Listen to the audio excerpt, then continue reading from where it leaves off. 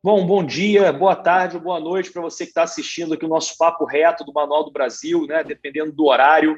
Hoje eu tenho um prazer imenso de convidar e de trocar essa ideia com o Luiz Gustavo Bichara. Bichara, obrigado por você participar. E o Bichara tem uma história na minha vida pessoal muito interessante, porque o meu primeiro contato profissional foi trabalhando num estágio de férias no escritório dele, né? O Bichara é um advogado tributarista, um craque, e acho que a gente vai conversar bastante aqui sobre a reforma tributária, sobre a experiência dele. Então, Bichara, mais uma vez, obrigado por ter participado.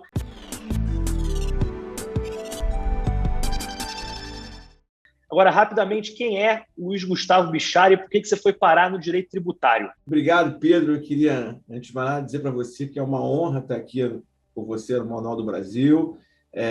Vi que pessoas que eu tenho a maior admiração passaram por aqui já, Nelson Samuel Pessoa, Marcos Boa, Luiz Einstein, de maneira que eu encaro esse nosso papo hoje com grande responsabilidade, porque me vejo plenamente incapaz de manter o nível dos que aqui já estiveram. Mas você vai te tirar agradeço, enfim, para mim é uma alegria muito grande estar aqui. E queria dizer aqui a quem for nos assistir que vejam vocês que mal eu fiz, porque o Pedro trabalhou aqui conosco e depois largou o direito, largou a advocacia, não quis mais advogar, de tão traumática que foi a experiência, o mundo jurídico perdeu aí um cracaço, então eu sou... a culpa por esse problema é minha. Mas muito obrigado, para mim, enfim, a alegria estar aqui, como eu falei. Bom, eu sou advogado, fundei aqui o nosso escritório Bichara Advogados há exatamente 20 anos, né? Em 2001, né? Trabalhava num escritório grande aqui no Rio de Janeiro, depois, enfim, resolvi sair, montar um escritório e montei. Hoje nós somos aqui mais ou menos 170 advogados, quase 500 pessoas aí trabalhando intensamente em todo o ramo do direito. Eu, pessoalmente, me dedico à área tributária, né? E tenho tentado participar, em alguma medida, dos debates aí mais recentes sobre a reforma tributária, né? E acho que, enfim, para a alegria de quem se dedica à área, esse tema hoje está na ordem do dia, né? E hoje eu digo nos últimos anos, né? A gente tem debates importantes aí sobre a reforma tanto do consumo como da renda, e a gente vê que boa parte dos problemas do Brasil hoje se originam, melhor dizendo, na seara tributária ou na fiscal, que são temas, vamos dizer assim, irmãos, né? Então, a vida está muito animada, a gente tem aí muita coisa para fazer, muito serviço, e vamos ver o que vai vir pela frente em termos de reforma, né? Bichara, acho que qualquer pessoa que começa a entender, por exemplo, qualquer pessoa que paga imposto de renda, que compra alguma coisa, né, sempre está ali ligado intrinsecamente aos tributos. E com certeza também a maioria das pessoas vê que os tributos são sempre complicados de se entender. E você vai para outros lugares, você vê nos Estados Unidos, que tem lá um tributo diferente, mais simples. Por que você acha, como é que a gente chegou aqui no Brasil nessa complexidade tributária que a gente tem hoje? E se essa complexidade, comparada a outros países, é grande assim mesmo? Ou se é só uma impressão nossa aqui, em outros lugares também existe a complexidade? Esse é um ponto muito bom, né? Em primeiro lugar, eu acho que se a gente comparar na perspectiva, a gente, sem dúvida, tem um sistema tributário mais complicado que na maioria dos países, né?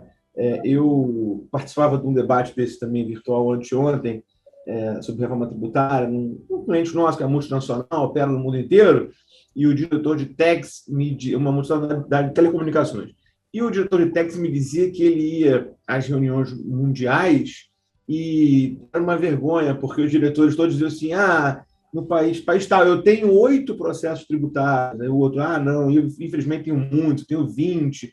E a coisa passando, aí vinha o cara da Argentina dizer, eu tenho 100. Aí ele falou assim, eu tenho 5.700 processos tributários. Ninguém entendia, né? Então, claro que aqui é mais complicado. Isso eu não tenho realmente nenhuma dúvida, né? E a gente pode atribuir isso a uma série de fatores. Primeiro, claro, a gente ser um país com um Estado grande demais, muito inchado, e que tem uma bomba de sucção ligada no caixa das empresas para se financiar, né? E a gente pode até falar disso daqui a pouco, mas, enfim, aparentemente a gente é incapaz de, enquanto nação, conduzir uma boa reforma administrativa de maneira a desinchar um pouco esse Estado, tornar ele um pouco mais barato, mais leve, né? Isso, enfim, acho que não tem nada a ver com ideologia, isso é uma constatação simples, né? Enquanto o Estado tiver esse tamanho, nós vamos precisar cada vez mais de arrecadação. Uma outra razão que eu vejo também é esse sistema um pouco esquizofrênico, onde a gente tem 3 níveis de tributação: federal, estadual e municipal, sem falar nas contribuições para fiscais, setoriais. Quer dizer, a gente tem um emaranhado tributário que realmente não facilita nem um pouco. Então, respondendo a tua última pergunta, eu acho que realmente é bem mais complicado. Eu acho que a gente deveria caminhar não só para uma redução de carga, mas também para a simplificação do sistema, né? Vou repetir uma coisa aqui que se tornou já uma platitude. Todo mundo que comenta sobre reforma tributária fala disso, mas você pega aquele ranking, né, do Banco Mundial, o Brasil é uma das últimas posições em termos de custo de compliance tributário e tempo que se gasta para a apuração do tributo, né? O Jorge Gerdau dizia outro dia numa palestra que ele tem 2 indústrias do mesmo tamanho nos Estados Unidos e no Brasil. No Brasil ele tem 80 pessoas para compliance tributário, nos Estados Unidos tem uma, né? Então, essa questão da simplificação, eu acho que é quase tão importante como o debate sobre a redução da carga tributária, né? Então, o que você está falando para a gente, quer dizer, não adianta a gente ter o Estado está inchado, fazer uma reforma tributária com viés arrecadatório somente para pagar esse Estado. Então, ela teria que vir junto com uma reforma administrativa.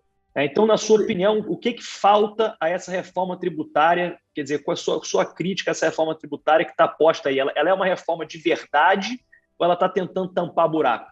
Pois é. É que eu queria primeiro endereçar um comentário que é alusivo a essa tua primeira reflexão. Eu realmente acho que a gente devia primeiro debater reforma administrativa para depois debater reforma tributária, por uma razão simples.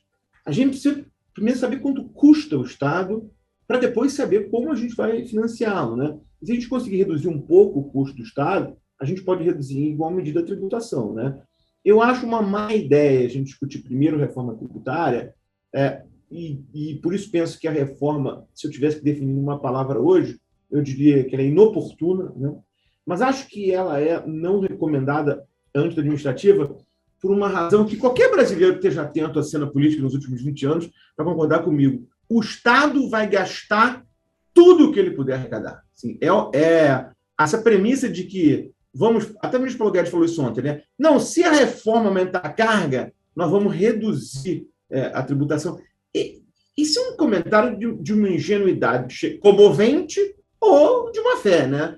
Porque o Estado vai sempre gastar tudo que ele arrecadar. Não adianta a gente querer fazer reforma tributária para depois ter reforma administrativa. Então, eu acho que as coisas estão invertidas.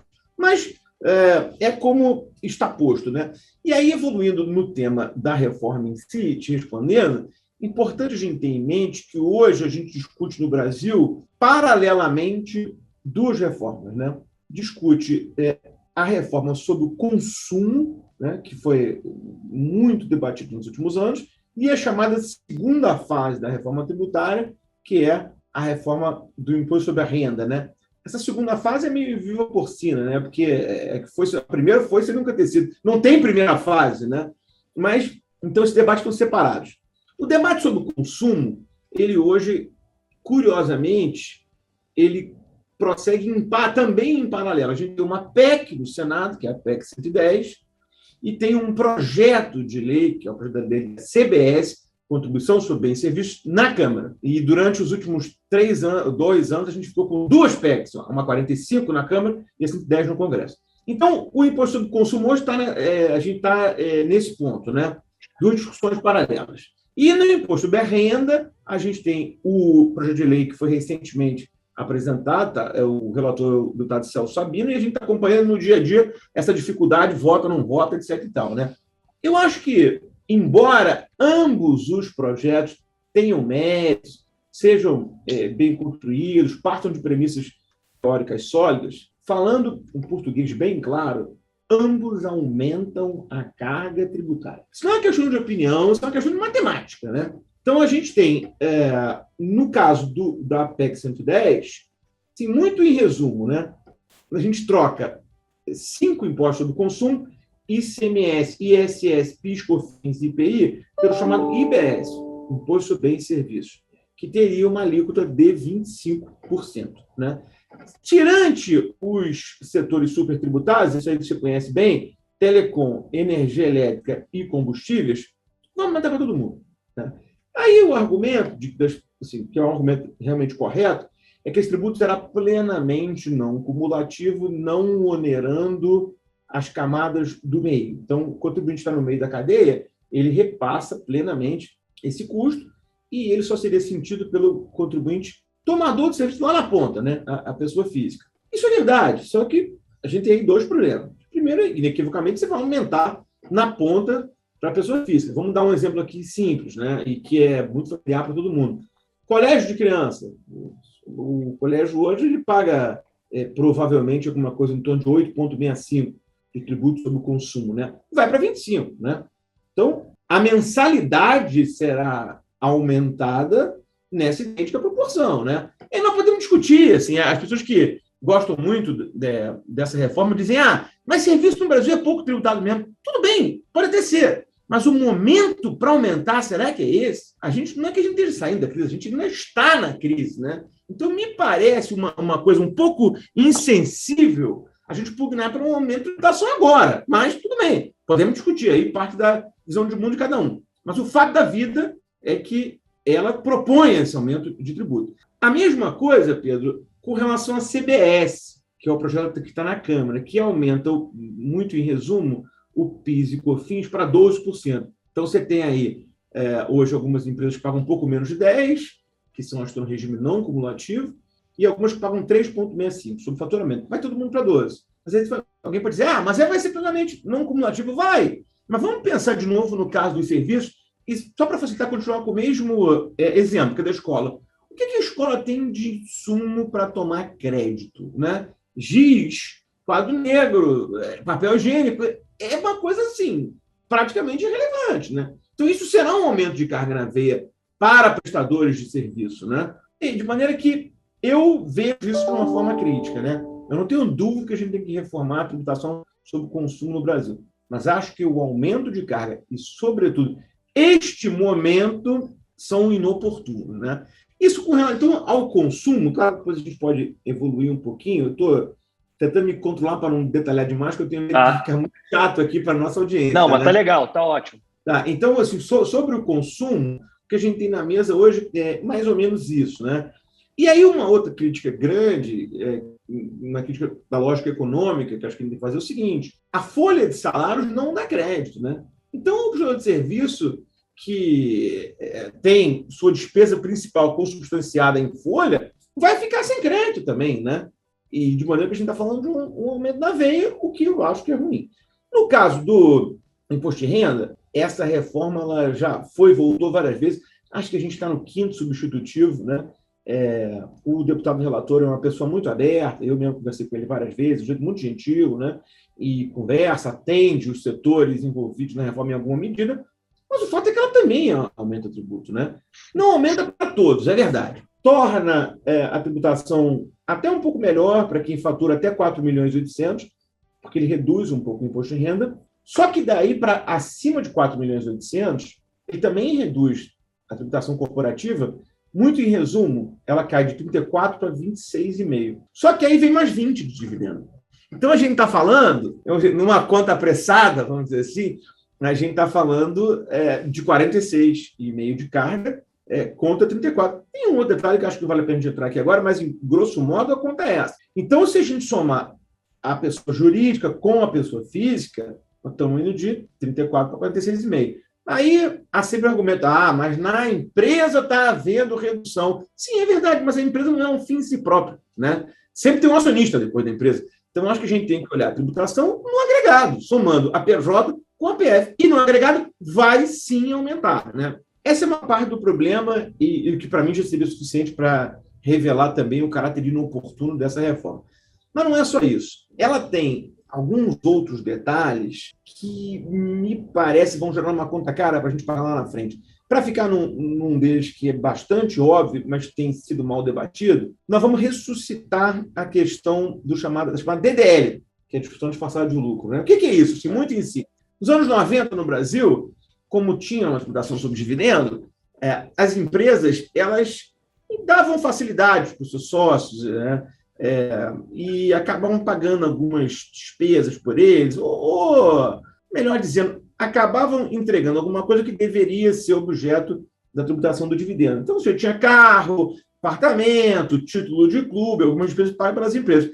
Quando você zera a tributação sobre dividendo e traz isso tudo para a pessoa jurídica, acaba esse debate, né? Não tem DDL mais no Brasil. Isso foi uma evolução relevante que a gente fez no Brasil, né? Por exemplo, os Estados Unidos, que tributam o dividendo, tem boa parte do seu contencioso tributário hoje centrado nisso, centrado no problema da DDL.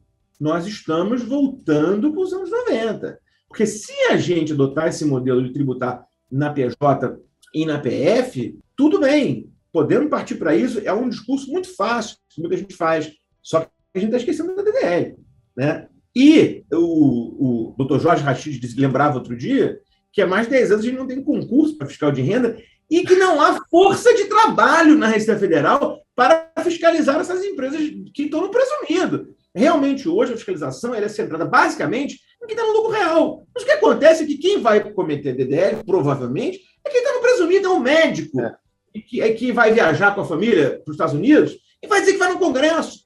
E aí, Pedro, quem é que vai provar que ele não foi ao Congresso? Que ele foi para a Disney com a família? Então, a DDL comer solto e não tem gente para fiscalizar isso. Porque essa fiscalização tem que ser manual, você tem que ter um fiscal lá para fazer isso, não é sistêmica, né? Então, esse é um dos problemas que eu acho que a gente está um pouco assim, dando de barato, achando que tem que tributar o dividendo. E acaba virando uma bandeira assim, uma narrativa meio fácil, né? Mas é aquela história, para todo problema tem uma solução fácil e geralmente errada, né? Eu acho que essa narrativa do dividendo, Michel, ela foi realmente, se a gente olhar aí as discussões que tem nas redes sociais, na própria cabeça das pessoas, né, acho que vira até uma bandeira. Quer dizer, tem gente que não, tem que tributar sim, mas tem gente que não, tem que tributar não. E o argumento é aquilo que você colocou, que outros países tributam os dividendos. Mas aí eu te pergunto, outros países tributam os dividendos, ok, mas nos Estados Unidos, para pegar os Estados Unidos de exemplo, o sujeito quando vai comprar um carro, o carro custa metade do preço. O sujeito quando vai comprar um telefone, um computador, vai fazer qualquer coisa, custa 1/3 do preço que custa no Brasil. Então, ele tributa o dividendo, mas os tributos indiretos, quer dizer, sobre consumo principalmente, são muito menores. Você não acha que teria que ser essa análise, que como você colocou muito bem, a empresa não é o fim nela mesma, acaba sempre no indivíduo. Você não acha que a reforma tributária deveria discutir os tributos como um todo, consumo e dividendo, para aí sim o indivíduo, que é o pagador de impostos, conseguir saber quanto ele, indivíduo, está sendo tributado? Você tem toda a razão, Pedro. A discussão não deveria ser fatiada. Nós estamos falando no final do dia da tributação de quanto vai custar aquilo para o consumidor. Então, a gente deveria discutir isso junto, renda e consumo. As pessoas dizem, mas aí vai complicar mais. Mas nós estamos já discutindo há 20 anos. Reforma tributária, se vai demorar mais 6 meses ou um ano, não faz diferença, né? Não tem essa agonia, vamos votar semana que vem. Já esperamos tanto, agora espera mais um pouco e faz uma coisa direita, né? Estou totalmente de acordo com você. Acho que é isso. Acho que a gente deveria fazer com calma. E esse teu comentário, Pedro, ele me desperta uma outra reflexão, que até foi objeto de um artiguinho que eu publiquei junto com a professora Lina Santini de São Paulo outro dia, que é sobre a falta de cálculos. Isso é uma coisa que me gera muita perplexidade e demonstra um pouco a forma abangu como as coisas são feitas no Brasil, né? Este projeto, o do Imposto de Renda, não tem um demonstrativo confiável de cálculos a ilustrar o que acontecerá com a arrecadação. Simplesmente não tem. E aí, um histórico rápido disso, né? No dia que o projeto foi apresentado, veio um PowerPoint da Receita dizendo que aumentaria só em 800 milhões. Aí, no dia seguinte, o ministro Paulo Guedes disse que era neutro. 4 dias depois, o ministro Paulo Guedes disse que o governo federal não poderia abrir mão disso porque a arrecadação seria para custear o Renda Brasil, que é o novo Bolsa Família. Ora, como é que é neutro se é para custear o Renda Brasil, né? É preciso que se decidam, né? E cada hora vem um número novo, mas o fato é que a gente não tem esse dado. A gente não consegue saber qual será o impacto efetivo desse projeto. E aí, nós chegamos num ponto que algumas pessoas falam que vai haver uma renúncia de receita, que vai reduzir carga, o que eu duvido, mas aí o ministro Paulo Guedes fala, não vai ter renúncia de receita porque o país vai crescer 10% ao ano. Aí vem um pouco aquelas cifras mágicas, né? Mas a gente deveria estar fazendo esse negócio, eu acho que com um pouco mais de base empírica, dado, né? Esse acho que é um assunto que a gente não pode esquecer. Eu aproveito para convidar até todo mundo a ler um artigo que você escreveu para o Brasil Journal, que ficou muito bom, assim, eu achei cirúrgico, muito legal, E você fala duas coisas ali que me chamaram a atenção, eu queria que você abordasse um pouco. Primeiro, essa falta de cálculos, né? Então, se você pegou lá um empreendedor, né, que o ministro Paulo Guedes tem uma bola de aço no pé, o chinês correndo, aquela analogia que ele faz, você pegou um empreendedor e descobriu que ele, nessa nova tributação, no total, quer dizer, aquilo que a gente está falando, a empresa não é ela mesma, acaba no sujeito, está em 49%, né, o que seria, inclusive, confisco por uma interpretação do Supremo. E outro ponto que você colocou muito bom também é que, no final do dia, ele está incentivando as empresas a ficarem pequenas. Se ele está desonerando quem ganha até 4 milhões e 800, e ele está onerando o cara que ganha 5 milhões, ou seja, ele está dizendo para a população, nós vamos ser um país de empresas pequenas. Empresários, se você tiver que crescer, saia do Brasil, porque aqui você vai pagar mais imposto se você passar esse faturamento. Qual é a sua interpretação sobre isso, um pouco mais profunda do que eu coloquei, e o que você acha que poderia ser feito para ser resolvido? Quer dizer, para a gente não ficar nesse dilema, né? Acho que você colocou muito bem. Assim, em primeiro lugar, até depois, como eu comentei, houve várias alterações no projeto, né? Então, hoje, os 49 seria 46,5, né? Mas aí a gente tem o cenário curioso, que é o seguinte: rentista, 15%, assalariado, 26,5%, empreendedor, 46,5%. É o que a gente está dizendo no Brasil hoje. Quer dizer, você lembrou bem essa frase do ministro Paulo Guedes, da coisa de que bota a bola de ferro no pé do empreendedor. Eu falei, ele quer colocar outra bola de ferro no outro pé. Porque aí mesmo é que ninguém vai empreender no Brasil, aumentando dessa maneira a tributação, né? Agora, esse outro ponto também que você coloca, relativo ao crescimento, é muito importante. E esse é um fenômeno que a gente já enxerga hoje em alguma medida com relação às empresas que estão no Simples, né? Tem lá um limite de mais ou menos 3 milhões e 600, e a pessoa não quer crescer para não sair daquele sistema. E aqui isso seria agravado, porque a diferença entre quem fatura até 4 milhões e 800 e mais que isso seria muito grande, né? Seria, na prática, esses 20% sobre o dividendo. Então, eu tenho certeza que a gente estaria incentivando que as empresas, como você comentou bem, fiquem um pouco menores, e mais do que isso, eu chamo a atenção para uma coisa que eu acho que é arriscadíssima, que é um problema que o ministro Paulo Guedes gosta de repetir muito, que é da pejotização. Mas, curiosamente, esse projeto ele vai acabar fomentando a pejotização, né? Porque se o sujeito tem uma PJ até 4 milhões e 800, não tributa o dividendo. Então, a gente está acabando por incentivar esse tipo de conduta, porque estamos aumentando, né, o limite, por exemplo, do Simples, que hoje é 3.600. Tudo bem, o Simples continua igual, mas o limite da não tributação do dividendo vai a 4.800. Aqui, eu do alto da minha ignorância, né, sobre economia, tenho uma ideia um pouco diferente sobre isso. Eu acho que a gente poderia aproveitar, Pedro, e tentar ser criativo, atrelar aqui esse tema da pejotização, por exemplo, a geração de emprego, né? Então a gente fala, você quer ser PJ?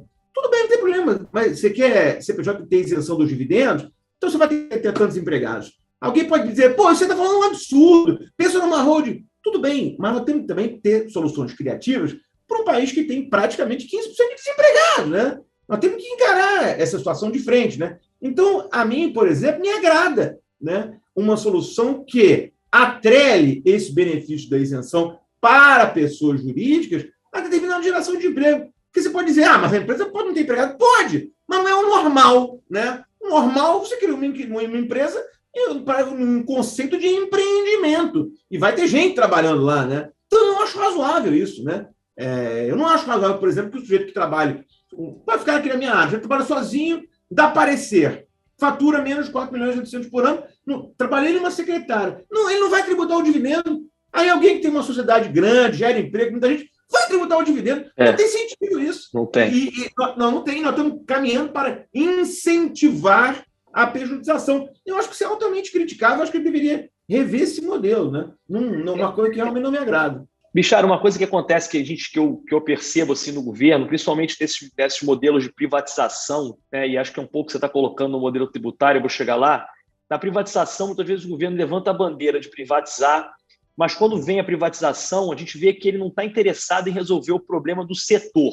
Ele está interessado em ter a outorga ou o dinheiro que a privatização vai dar para resolver o problema fiscal para gastar mais dinheiro. E aí a gente volta naquela história da reforma administrativa. A gente viu isso aqui, por exemplo, na SEDAI. Quer dizer, a SEDAI foi vendida, tem que fazer um caminhão de investimento, mas você vê as medidas, ninguém estava interessado em melhorar saneamento, na minha opinião, e sim arrecadar. Você acha que a reforma tributária, com todas essas complexidades, precisariam ser discutidas, né?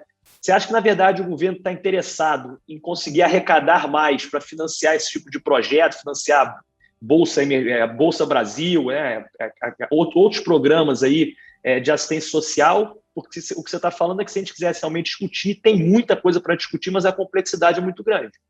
Eu acho que sim. A complexidade é inequívoca, né?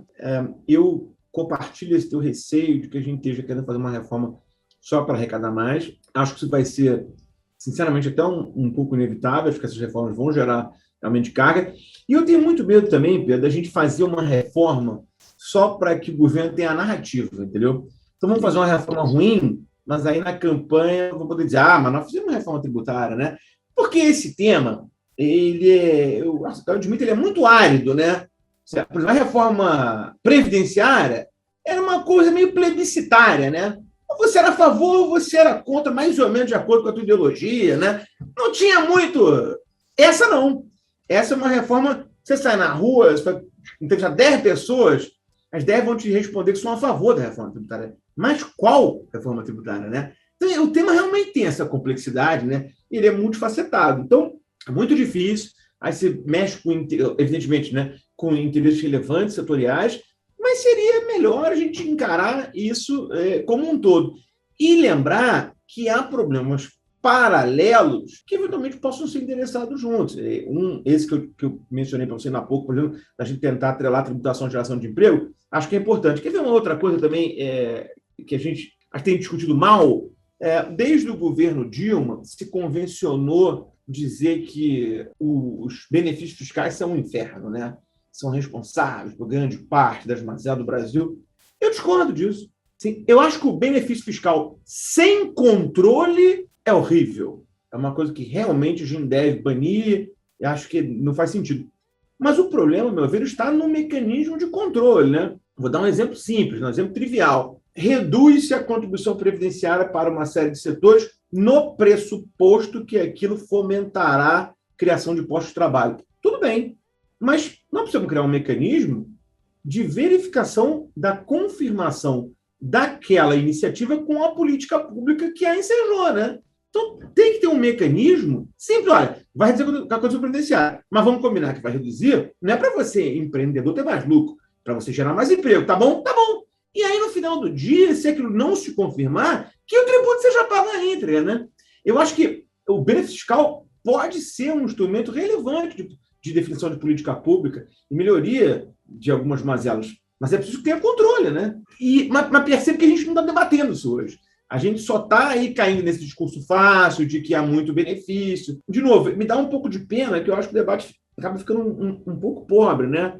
Quer ver um outro aspecto que é muito importante também e, infelizmente, praticamente não é debatido? Assim, pouca gente sabe que o Brasil hoje tem 2,2 trilhões de reais em dívida ativa. O que é isso? Tributo não pago. Tributo que não foi pago está sendo cobrado. Aí, Pedro, sabe qual é o índice de recuperação disso anual? Inferior a 1%. Caramba. São Paulo tem, acho que 500 bi, o Rio tem 300 bi, está na mesma situação. Índice de recuperação, 1%. E aí o que acontece? Esse dinheiro fica lá. E aí eu brinco que é processo Vampeta, né? O Estado finge que cobra, o contribuinte finge que paga, entendeu? Então, nós precisamos pensar numa solução criativa para isso. Não é para ficar um PIB inteiro lá, né? Sendo cobrado. Então, uma ideia, eu já discuti algumas vezes isso, até já escrevi sobre isso junto com o Zé Roberto Afonso. Por que a gente não pensa em vender esses créditos? O que todo credor de um crédito podre faz? Vende! Faz um leilão, faz uma licitação e vende isso. Desses 2 trilhões, você sabe que 1 trilhão aproximadamente, a própria Fazenda Nacional considera como irrecuperável ou de difícil recuperação. Então vende! Se conseguir 10%, tá bom. Tá bom. Aí aí não fica um debate ideológico. Ah, mas isso aqui é patrimônio público, não podemos abrir mão disso. E aí, enquanto isso, sabe o que acontece? 34, dados do CNJ, 34% das cobranças de tributo processuais, as chamadas execuções fiscais, são extintas por prescrição ou decadência. Isso é uma imoralidade, dinheiro público indo no ralo, né? Por quê? Porque a gente quer essa coisa ideológica de nós não podemos vender isso aí. Pô, parece que a gente está nos anos 70, o petróleo é nosso, né? Você ou cobra, né? Ou deixa alguém cobrar, vende esse negócio, né? Então tem muita coisa plugada nesse debate tributário nosso, que eu acho que deveria estar vindo às claras, né? Bishara, fazendo um exercício de futurologia aqui, e já vou emendar duas perguntas em uma. Para você, dada essa confusão dessa reforma, o que você acha passaria? Quer dizer, o que você acha que vai passar que não tem jeito mais, quer dizer, que já está vencido?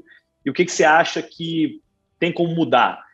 Como você falou, já teve mudança do seu artigo ali no Brasil Journal para cá, já teve algumas mudanças, teve a tributação de fundos de investimento imobiliário, que caiu. Então, algumas coisas já foram modificadas, mas o que você acha que poderia mudar? E se a reforma fosse do Bishara, se você fosse o cara que... Quais os pontos, assim, 3 pontos principais que você atacaria do nosso sistema tributário hoje? Bom, vamos lá. Groucho Marx dizia que é muito perigoso fazer previsões, sobretudo quanto ao futuro, né?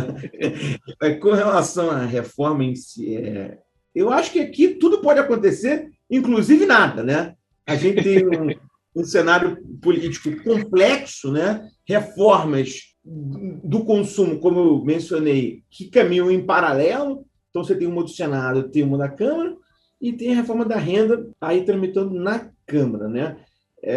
Alguma mudança relevante para o ano que vem tem que ser aprovada esse ano, né? Por força do princípio da anterioridade. E os debates, embora evoluídos, não estão aí em reta final, né? Ainda estão, por exemplo, na casa originária no Congresso, não foram para a respectiva casa revisora. Então, eu tenho a impressão que está ficando cada vez mais difícil alguma coisa ficar pronta esse ano, né? A gente já está aí praticamente em setembro, né? Então, realisticamente, a gente teria aí 3 meses para o início, né? Estou um pouco descrente, né? E ano que vem, ano eleitoral, enfim, aí tudo é mais difícil, né? Agora, realmente, eu não sei te dizer. Assim, acho que o ambiente está muito turvo para a gente poder imaginar, né? E aí você faz essa pergunta desafiante, intrigante, né? Se fosse mim, o que eu faria, né? Eu, assim, faria, em primeiro lugar, o que muitos países pelo mundo fizeram nesse momento pós-pandemia, né? Reduziria a carga para estimular a economia, né? Acho que a gente tem que caminhar por uma redução de carga tributária. Como eu referi, vários países fizeram isso para tentar dar um ramp-up, né, para os contribuintes saírem desse momento de crise, né? Então, eu realmente reduziria a carga, pensaria na questão também da redução ou da reformulação da contribuição previdenciária, né? O ministro Paulo Guedes é um homem que aparentemente tem várias obsessões, né? Uma delas é com a redução da tributação da folha, mas essa eu devo dizer a você que eu concordo com ele. Eu acho que a gente precisa reduzir o custo de empregabilidade no Brasil. Essa questão do desemprego, eu acho que pode nos levar ainda para uma situação muito pior do que a gente está hoje. Então, acho que a gente deveria pensar em redução de folha. E acho também que é inevitável o Brasil ter um encontro marcado com a simplificação da tributação sobre o consumo, né? O cenário é muito difícil, né? Eu acho que isso é um xadrez complexo, né? Qualquer coisa que você mexa afeta outros. Porque envolve muita política, né, Bishara? Envolve não só, quer dizer, só para as pessoas entenderem, né? Os tributos, eles são divididos entre aqueles entes que você colocou lá. Então, o ICMS é do Estado, o ISS é do município, o governo federal não pode intervir nisso. Então, tem uma questão política e muito difícil de se organizar, né? Precisamente, né? E você vê hoje, por exemplo, o que a gente lê nos jornais, a maior resistência à reforma do imposto de renda vem exatamente de estados e municípios que seriam pretensamente prejudicados com essa redução do IR corporativo, né? Porque eles recebem, como você lembrou bem, um quinhão dessa arrecadação, né? E aí o governo federal é curioso, que ele diz que não vai cair a carga, mas ao mesmo tempo não concorda em oferecer essa redução via contribuição socioblue, que não seria alvo dessa partilha, né? Mas realmente tem essa complicação por força desse arranjo republicano nosso e da partição da receita entre os três entes, né? Isso dificulta muito a atuação. Agora, e aí uma outra coisa também que fica na mesa, eu vou fazer aqui um comentário bem provocativo, que eu acho que tende a ser um objeto de discordância da maioria das pessoas, que é o seguinte: a gente está num sufoco danado, precisa de arrecadação, não estamos conseguindo pagar a reforma tributária. O ministro Paulo Guedes gosta muito da ideia da CPMF, fala muito disso, né? Quer dizer, você está falando a gente precisa simplificar o nosso sistema tributário, óbvio, mas também discutir a redução de carga. Não adianta eu querer só simplificar e manter a carga tributária como está, com os gastos do Estado que está e arrecadando dos empresários, todo mundo como a gente está fazendo. Então, só desenvolver um pouquinho melhor isso aí, Bichara, que deu uma cortadinha no nosso vídeo, a gente conseguir retomar. Com relação a esse tema da não monetariedade automática, os mais antigos vão se lembrar que lá no início dos anos 2000 houve a alteração, 2002, 2003, e se criou, então, aquele delta de PIS e COFINS não cumulativo que seria repassado integralmente nas operações subsequentes. E muitas empresas naquele momento estavam a assumir aquela tributação não cumulativa porque ela representava um aumento no valor nominal dos contratos em andamento, né? E houve uma discussão enorme. Depois a lei passou a contemplar uma manutenção dos contratos em andamento no regime cumulativo. Quer dizer, esse assunto ele tem muita nuance, né? Tem muita nuance. Tem muita nuance e complexo pra caramba. Quer dizer, o que a gente está vendo aqui, com toda a sua fala, quer dizer que existe uma complexidade enorme no sistema tributário, existe uma complexidade enorme em se cobrar tributos, né? E acho que o primeiro passo é que você colocou lá no início, quer dizer, sem a gente saber quanto a gente gasta, fica difícil a gente conseguir calcular quanto a gente arrecada, né? Então, no final, a gente tampar sol com a peneira e, no final, pensando sempre em arrecadar mais. E, Chara, para a gente caminhar aqui para a nossa última pergunta, eu sempre gosto de colocar isso para as pessoas que a gente entrevista aqui, porque tem experiência e são referência. Se você tivesse que dar um conselho para um jovem que está começando na carreira jurídica, que gosta da advocacia tributária, gosta de direito tributário, o que você daria de conselho para uma pessoa que está começando nessa sua área? É difícil dar um conselho, eu teria vários, né? Pode ficar à vontade. É o seguinte: em primeiro lugar, tem que gostar do que faz. Se não gostar, tiver dúvida, não faz. Porque essa profissão já é super difícil para quem gosta muito. Se você não gostar muito, então não vai ter jeito. Tem que gostar muito. Só um parênteses, até, eu sei que você gosta muito. Quando eu trabalhei com você aí, tinha uma lenda de corredor, que eu não sei se é verdade, eu estou aqui abrindo a oportunidade de perguntar, que você nem livro de cabeceira tinha, que na sua cabeceira era julgado do Supremo de decisões de direito tributário. Isso aqui é gostar da matéria, né? Não, eu sempre li muita jurisprudência mesmo, né? Mas até meu segundo conselho era esse. Eu acho que tem que ler muita coisa fora do direito também, né? Acho que a gente tem que ter uma abordagem holística disso e cada vez a coisa é mais interdisciplinar, né? Então, acho que a gente tem que entender coisas de compartimentos da vida, de outras ciências, né? Acho que é importante a gente estar sempre com a cabeça assim, muito aberta. E, além disso, um conselho que pode parecer banal, mas talvez seja o mais importante. Assim, trabalhe muito. Trabalhe mais que o colega do seu lado. Acorda mais cedo, dorme mais tarde. O único lugar que sucesso vem de trabalho é no dicionário, né? Eu acho que o mercado de trabalho está cada vez mais concorrido, tem cada vez mais gente boa aí fora, estudando. Você pergunta assim, o que eu posso fazer para melhorar? Acorda mais cedo. Acorda uma hora mais cedo todo dia. Vai dormir mais tarde, estuda mais, lê mais. E tenha sempre certeza que tem alguém acordando mais cedo que você e indo dormir mais tarde que você para estar trabalhando, né? Então, o mercado acho que está muito competitivo, muita gente boa. Cada vez mais acho que a gente precisa se esforçar, estudar, tentar conhecer o que está acontecendo e vencer até esse desafio do acúmulo de informações, né? Porque hoje em dia você tem uma quantidade enorme de informação, muitas delas importantes. Então, a profissão é difícil, não dá para a gente se iludir, não. É muito difícil. Agora, acho que a gente tem que ter capacidade de trabalho, conhecimento interdisciplinar e um aprofundamento cada vez maior nas matérias do dia a dia, o que realmente não é fácil. E acho que só dá para fazer se gostar muito da profissão. Indica, outra pergunta também que eu te faço, a última, agora para encerrar, um livro que o pessoal possa ler e procurar, pode ser direito tributário, pode ser alguma coisa relacionada a direito só, puro e simples. Eu tenho uma dificuldade sempre de falar em um livro, assim, um livro definitivo, uma coisa assim. Eu acho sempre uma coisa radical. né? Mas eu gosto muito de biografia, teria algumas aqui para citar, mas eu acho que é importante a gente conhecer sempre a história um pouco do Brasil. A história é meio cíclica, a história se repete, né? Então, eu tivesse que recomendar, teria várias, passaram mil coisas pela minha cabeça, mas eu acho que se para recomendar um livro, eu recomendaria O Brasil, uma biografia, da Lilian Schwartz e da Louise Starling, que eu acho que é uma passagem rápida, né, pela história do Brasil, e acho que a história do Brasil nos ajuda muito a compreender o momento de país que a gente está hoje, enfim, os desafios que estão acontecendo, né? Porque as coisas sempre se repetem, né? A história, no fundo, é um pouco uma trapaça, ela sempre vai se repetindo, né? Então, acho importante a gente ter uma compreensão em perspectiva do que aconteceu no Brasil até hoje, né? Bichara, Mas essa pergunta sempre é muito maldosa, porque quando a gente desliga, fica pensando, devia ter escolhido aquele outro, né? Mas isso faz parte. Bichara, muito obrigado pela sua participação aqui.